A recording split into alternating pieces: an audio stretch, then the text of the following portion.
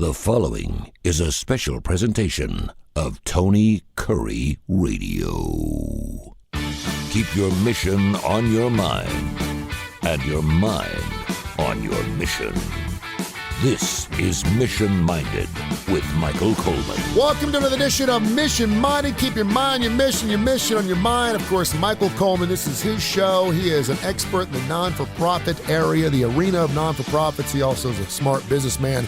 He joins us every single Wednesday right here. And, of course, you can go to Spotify, search Mission Minded with Michael Coleman or Tony Kurre Radio. That's Kurre with a K. And you can listen to all of our previous episodes. And, of course, hear them live on Tony Kurre Radio throughout the week. So you get first-run shows. Then if you want to go back and have any of their questions answered. And email us, TonyKurreRadio.net, TonyKurreRadio.net. Become a bonehead, and you can just drop in your emails. And we got a ton of emails to get to today. Michael, how are you, brother? What's going on? I'm doing incredibly well. Just going through a move right now, a transition, but am dedicated to this show. I am so encouraged that people are reaching out to us with questions, and I'm just really hoping we can make an impact in some people's lives and take some of that stress off of them as they navigate through the difficult nonprofit world. You know, it's really interesting because I think sometimes we don't go into building a non-for-profit. We don't have our mission statement. We're just helping in some area.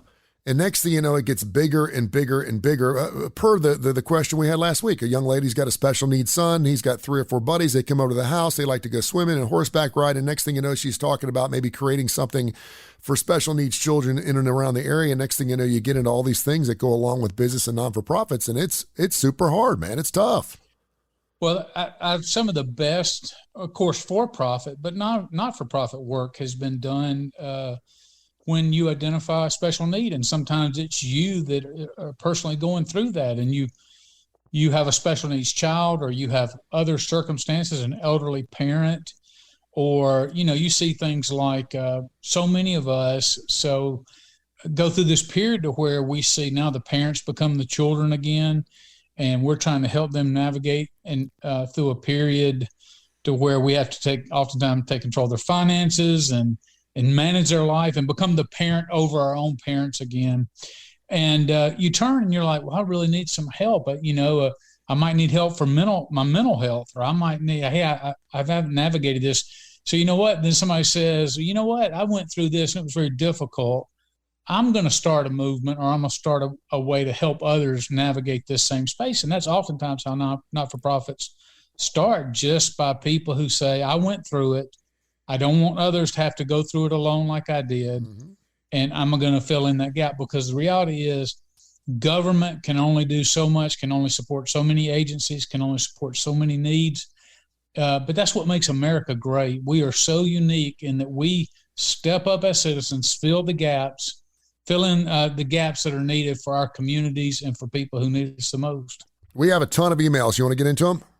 Yeah, absolutely. All right. Betty in Franklin, Tennessee. This is a big question here. Do I need a lawyer to start a non-for-profit?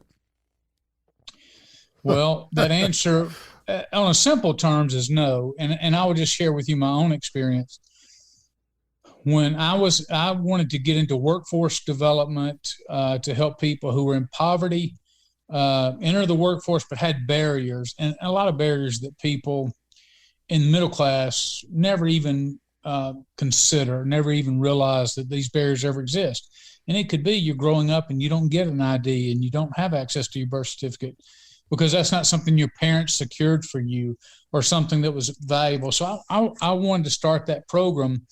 And no, it was just as easy as you have to establish your business, and then you have to apply to the IRS to get your IRS determination letter.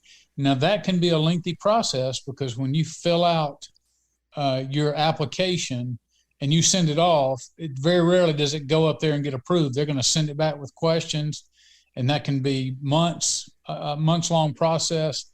Then you clarify certain things, you send it back. Now, if you have the resources to do that, sometimes having an attorney can be helpful. I personally went through LegalZoom, and what they sold me on was that they have attorneys on staff who have worked in the nonprofit world with the IRS And so they already anticipate all those questions, and they work all those issues out with you so that when you do send your application off, it will more than likely get approved on the first time. And mine was approved. I think I spent $700 for their services to do that, but it saved me months of work and headache because it actually went through the first time I submitted it. Now, let me say this.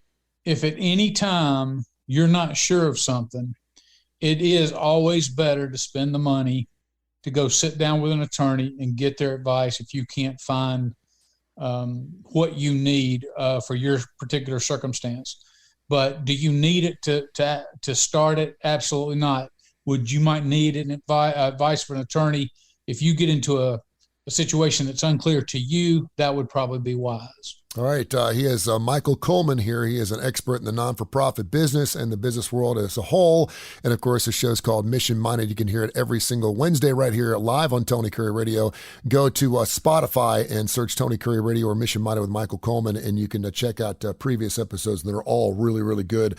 Stella is part of a large congregation down in Orange Beach. She said a couple of years ago during the COVID fiasco, they were handing out box lunches and different meals to congregation, really anyone who wanted to come to the church and pick it up. And then after COVID started falling off, thank goodness, the need continues. She wants to know, and again, they're not really an organization. They're just reaching out to local grocery stores, taking things that maybe are a little past their prime and handing them out to people. She wants to know, how do food banks work? I know that's a really, really broad question, but just take me through maybe one organization, Feeding America, for example. How does that work? And how do you vet the recipients? Do you just, is it based on the honor system? If people just want a free meal, they can come by and get it. How does that work?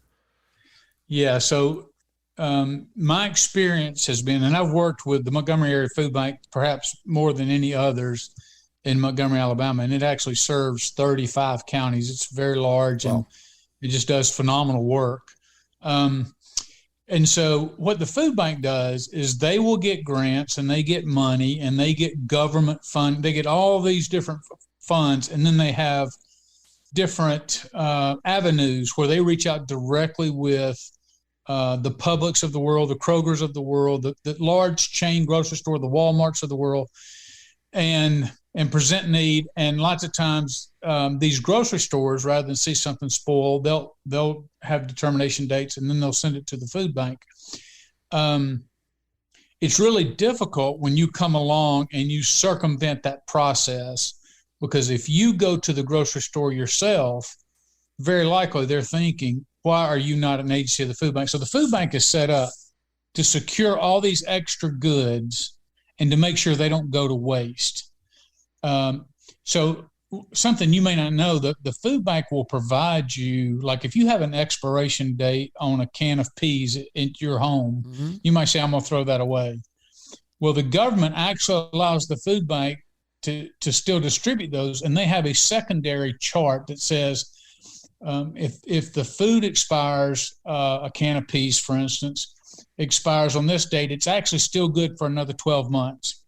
I mean, it's safe for you to eat. Yeah. And so the food bank is responsible for gathering all that up, utilizing all their resources, and then you become an agency of the food bank and that's where you will need either a church name or a nonprofit name before you can move, because they don't let individuals just come. You have to be part of an organization, and that's how they control and make sure that those food dollars are being spent well. And then typically what they do is they charge you by the pound. So you'll go in and you'll get all your goods. And then when I went and did it for my very first nonprofit that I worked at, I was a director of benevolence. So we did a lot of feeding. I'd go to the Montgomery Food Bank. I get 2,000 pounds. They'd charge 18 cents a pound. And before I'd leave, they'd weigh all the food. It wouldn't matter what I got. It wouldn't matter if it was bread. It wouldn't matter if it was meat. It wouldn't matter if it was sweets. It didn't matter. They charged by the pound. And then you pay your bill as you left, and then you were able to distribute that. So it's a great system. The food banks typically are run very well. They're doing it at the least amount of cost to everyone involved.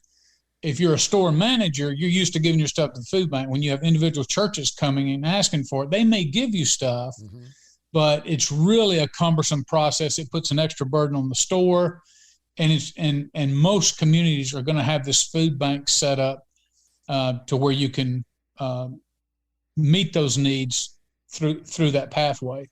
And it's very important, and that's why I say it goes back to it's very important. Churches, just so you know, and I don't know if I've ever said this, a church is considered a nonprofit from the very institution. You do not have to apply to the IRS to get tax deduction if you're a church. However, for a church, the IRS does have very specific guidelines as to what makes up a church. So you have to have a leader of that who is speaking to a congregation on a regular basis. You have to have a place of meeting. You have to do all those kind of things to get those IRS benefits. But you could go there as a representative of your church and become a client of the food bank, get the food at very low cost, and still help the members of your community. And that's what I would recommend you go through. That's why the food banks are there. It's not a complicated process, and most food banks I've seen will bend over backwards because they have the food and they want to get it. They want to connect with as many community representatives they can to make sure the food's being distributed. So I found them to be very helpful, caring, and very efficient, a very efficient way to meet the food needs of those in your community. Great question there from Stella, and of course a great answer too. Steve in Huntsville wants to know, what's the best way to help a non-for-profit that's not financial? I know that, when the Jimmy Hill mission, sometimes they'll be looking for people to hand out Thanksgiving meals and stuff like that. But if you want to help out at a non-for-profit, depending on what that is, are there positions available?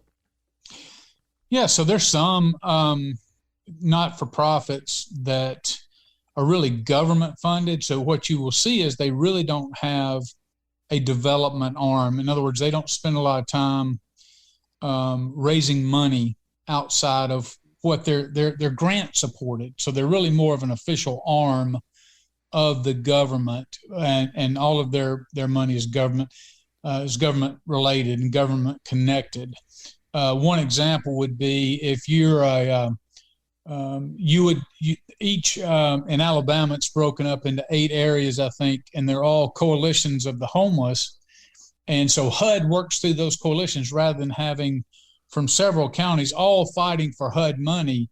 They have these HUD establishments, if you will, that are nonprofits that HUD funnels the money down through there, and then they distribute it out because they know their community's the best. And I think that's very good. But really getting back to your question, how do you best help out a nonprofit? What I have found is it all depends on what the nonprofit's needs are. And thank you for this question, because it allows me to address something that I hope will help with this, and hopefully all our audience will keep this in mind. One of the most difficult things that I've found in the nonprofit world are people who come along and they say, I want to volunteer. I care about what you're doing. I want to make an impact. Here's where I'm gifted. How can I help? But lots of times, and I'd say unfortunately more times than not, what they say is here's what I want to do. So they already come in with a predetermined thought in their mind of maybe how they see they want to help. Yeah. And lots of times people come in and say, hey, I want to speak to your students, or I want to work with your clients. And the truth of the matter is that they're very self-serving. In other words, they really, truly don't have the gifting to be able to come in and help your organization in the way that they want to. And so what I have found is the best volunteers are those who come in and say, here's my resume, or here's what I believe my gifts are, but I'm interested in advancing your cause. So you tell me where I can help you. There you go. And I will do anything that you need me to do. And then you as the volunteer have to then decide, and of course that could be a board member, it could be an advisory board, it could be a young professionals board, it could be where your volunteer needs. I mean, there's just so many different ways to get involved. There's never a lack of opportunity. And then you have to decide when you come in and say, where do you need me? Where can you use me? I'm making myself available. Then you have to decide, is that a right fit for you? Because lots of times when you get an inside peek at an organization, you see sometimes nonprofits can be very dysfunctional, or they're not what they portray themselves to be. But that's up to the volunteer to then determine, is this a good fit for me? Is this a good fit for my family? But you lots of times people come into nonprofits and they create more burden than they do help. I've had people say, this is what I want to do, and I really don't need that, but I really want them to be volunteers. I really want them to be connected. So it's almost like every week I have to find something for them to do.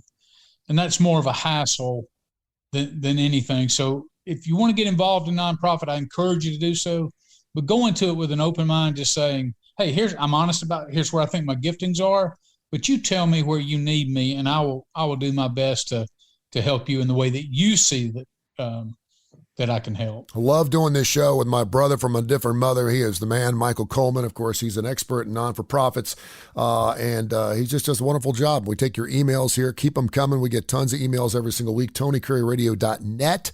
Make sure you go there, become a bonehead. Just leave an email at the bottom of the page. You can also search us on Spotify. Search Tony Curry Radio and hear all of our previous episodes. And, of course, you can hear the first run episodes. They run every single Wednesday right here at noon and 7 right here on the Tony Curry Radio. That's essential. This is a great question, and I think we've gotten into this. Tina from Sterrett, she wants to know, is there a particular percentage I should look at that goes directly towards a particular mission? I know there's overhead in every organization. We talked about a couple of weeks ago, do you hire a guy for $250,000 a year if you know he's going to bring in $1 million? And I would think that answer would be yes, because if he's not there, you're missing out on $750,000. But what is a percentage? Because you go back and look at all the records. It's an open book policy when it comes for non-for-profits. But is there a particular percentage you want to be at that's going directly to your mission? Well, let me tell you something. I've had such a change of heart in this as I've gotten along in the nonprofit, because the truth of the matter is all these issues are very gray. And so lots of times we just do this. We do this in the religious world. We do this in the business world.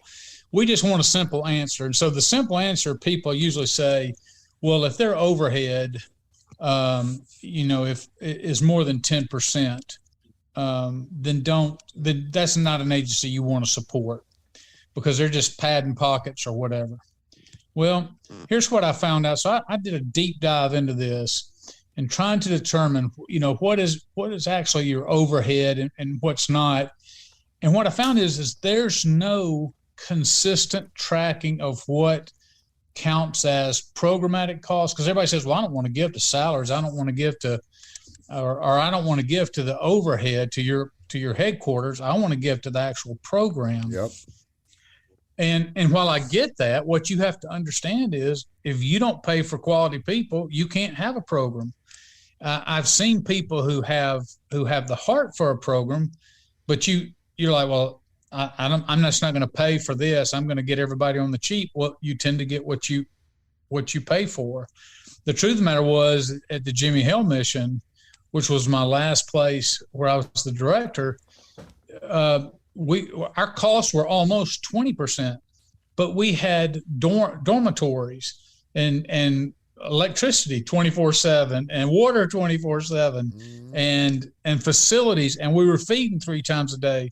So you could look at it in one respect. If you counted salaries, technically you could say 80% of our stuff was that. If you peeled away all that stuff, we could peel it down and get it maybe down to 15%. I would encourage you not to approach that. That's oftentimes what I just refer to as the lazy approach to a ministry. What you need to measure is and determine for any nonprofit is its impact. Don't worry about what the overhead costs. It's look at the impact and the quality of the program. Whose life is being changed as a result of what they're doing? Because you can get a program that has low overhead but also has very low impact, and you think, oh, well, that's a safe investment, rather than getting caught up in those kind of numbers and bypass an organization that's changing lives every single day. So I would judge whether I was giving my money, and I financially support several nonprofits, but my money does not go to anybody unless they can prove to me that lives are being affected in a real way, not you telling me you can demonstrate this change. in their life, this transformation in their life. That's that's where my money goes personally. Now let me go ahead. No, you taught me this to kind of further your point here, and it's great because if you're looking to make money, just for regular costs, whether it is your power, your dorms, or whatever, but to really get an investor for a large amount of money invested in your corporation or your non-for-profit, if you can tell them definitively where every dime is going to go, that gives them a reason to say, hey, listen, I need $50,000 and let me tell you exactly what I'm going to do with that $50,000, as opposed to just, hey, listen, I need $50,000 to keep this running or keep this going, or maybe it's going to salaries or whatever. And I understand people do that too. They just, it's a leap of faith. You put the money in, you hope they're spending it on the right things. Is it fair for a donor to give maybe a smaller amount and ask specifically, I want to know exactly where my money's being spent? Is that fair? It is, but they just need to have a proper understanding. So people would say this all the time. People would say, well, I'm going to make a donation and I want to make sure that this money goes towards this program. And so what we say is, well, on paper, that money has been earmarked. But we had one general operating account. We didn't have a separate bank account for every single thing. We had a budget, and what I would show them is that yes, it costs us to run this part $500,000 a year, and you're giving $1,000, and you're saying you're only wanting it to go there. Well, we will earmark those dollars just for that, but it sits physically in the same account as others. So, is it a little bit of a shell game? It is, not because you're trying to be deceitful, but you literally could earmark dollars and require a nonprofit to have 1,000 different bank accounts. And it would become so inefficient and so ineffective. So you do make a note that if somebody wants it to go towards this. Now, here's where that's a little bit different. Sometimes you'll get a grant or somebody says, hey, here's $5,000.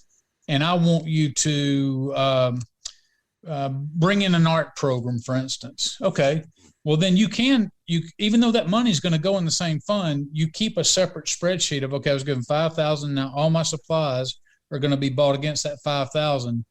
I don't take that $5,000 unless I'm going to institute that art program. That's the accountability that comes in. But you could just take it to the extreme that people are like, well, I only want this to go to evening meals, and just get to the ridiculous where it's not possible to manage that. And I get where people are coming from, but that's what I'm saying. When you get into the inner workings of a budget, and our budget was $6 million a year, can you imagine if everybody who gave $1,000 wanted it to go towards just how difficult it would be to manage that? Let me go back to one more point. I think I've made this point before, but it's worth repeating.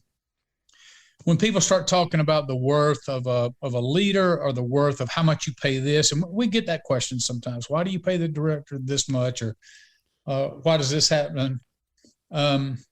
So there's a university, I won't mention the name, that I'm well aware of, and every year they have a fundraiser and they invite typically a political speaker or a well-known speaker. Mm-hmm. And they typically have to pay huge amounts of money, sometimes $100,000. Sometimes they've had ex-presidents come, spouses of ex-presidents, but they pay a lot of money. Well, and you say, well, this is a fundraiser and you're paying a speaker $100,000. Well, you're bringing in somebody who you hope is an effective speaker, but draws enough interest that you're going to fill enough seats to do $1 million. Yeah. So that's your goal. Well, here's the deal. Let's say you don't. Let's say you go on the cheap and you get somebody that people hear all the time. Guess what you're not going to do? You're not going to raise $1 million because you're not drawing enough interest from people all around the state and the area to come and pay the kind of money to come hear this person speak. So you can you can have the principle, we're not going to ever pay anybody a large sum of money to do X, Y, and Z. And you're like, okay, well, here's the reality of that. Then you're not going to necessarily fill a bunch of seats. If that's what your goal is. So again, people will say, well, you paid them $100,000. Yes, but we met our $1 million fundraising goal as a result of that. So why do people get caught up in the 100,000 rather than focusing on the event was a success? we raised what we had hoped to raise, and we achieved our goal, that's a success. You don't have to peel the layers back and dissect it to the point that you make it a failure when it's not. Well, that's a great answer, because it jettisons us right into our next question here. This is Mission Minded. Keep your mind, your mission on your mind. Michael Coleman. You can hear the show live at right around 1 and 7 every Wednesday, live here on Tony Curre Radio. And, of course, also check us out on Spotify, man. It's great. We have hundreds of episodes of all of our shows, everything from Blues Almighty to the Damon Johnson Show to Adaptogen, Dark Side of the Pooch, Mission Minded, Win and Rome with Stuart Rome. They're great shows. Check them all out on Tony Curre Radio's podcast network. It's fantastic. Joan Demopoulos, a juicy question here. How do I know my donation isn't being spent on political ads? We just went through some primaries and some voting in this state. And if you're not asking specifically where my money is going, and everything now is politics, Michael, it's Yep. crazy that we're talking about a non-for-profit. We're supposed to be doing good things for everybody, but some people obviously don't want to be part of a Republican or a Democratic organization. Does that happen? Can you dig a little deeper and tell me, just based on the organization you worked? Because obviously if you're working with Republicans or Democrats in your state and they're doing things for your organization, you may find the need to say, listen, it's important this person is reelected because I want my organization to continue to be fruitful. Does that happen? It happens all the time. Oh. And what you have to be mindful of is that those situations exist, and a nonprofit always wants to be friendly with the political figures, because oftentimes you need them to help you and assist you and support you. But one of the things I just made a determination was I was going to be apolitical as possible. So I don't post political things on Facebook or LinkedIn or anything like that. I don't talk about politics. And so with employees, none of my employees know whether I lean left or whether I lean right politically. And the reason for that is because where we are in our country right now is probably even more important than it ever has been, is that once I project or once I make a political stand, then I've automatically alienated everybody who's to the left or to the right of that stand. Yep. And so what I like to do is take issues and fight for issues. So if I'm dealing with the homeless community, what's causing the homelessness, or what's at the root cause of the homelessness? So I want to fight that, and I want to fight alongside Republicans. I want to fight alongside Democrats. I want to find areas that we agree on. But going to the specific question that was asked, I've had people, this has happened dozens upon dozens of times. People have called me and said, hey, I want to make a significant contribution. Or it doesn't even have to be a significant. It could just be, hey, I want to become a donor, but I have some questions. And if that executive director, that leader, is not willing to take the time to sit down with you and patiently answer all your questions, then that's an organization I would encourage you not to be involved with. It wouldn't matter if somebody was going to be a one-time $50 donor or one time was going to, be a $50,000 donor. If they came in and wanted to sit down and understand what our organization was about, which would include that question, hey, do y'all support any candidates, or do you use it for any sort of political support, then that is absolutely a legitimate question and fair game that anybody ought to be able to ask you. That you ought to be able to ask any leader of an organization and get a legitimate answer, and especially asking them things. Bottom line is the nonprofit should be an open book. Here's where our money's being spent. Here's our budget. Here's what we do. And if an organization is not willing to be that and do that, then that's probably an organization you don't want to be a part of. Michael, this show just absolutely flew by today, man. Great questions, great answers. That 30 minutes. The audience makes all the difference in the world. I'm telling you, brother, it's great. And we love talking about it. If you have, again, send your emails, TonyCurreRadio.net, become a bonehead, and send me your emails. And also, if you've got some topics you want to get into, we can break it down. We did it the first 6 or 7 episodes of Mission Minded. We just went through all kinds of different things, including strategic. We got into some stuff like mission statements and things like that. But if you've got any topics you want us to get into, we can certainly do that. But keep those email questions coming. Michael, as always, thank you so much. We'll catch back up next week. I greatly appreciate you. I love you, man. Thank you. Oh, thank you. I've enjoyed it so much. This has been a special presentation of Tony Curry Radio.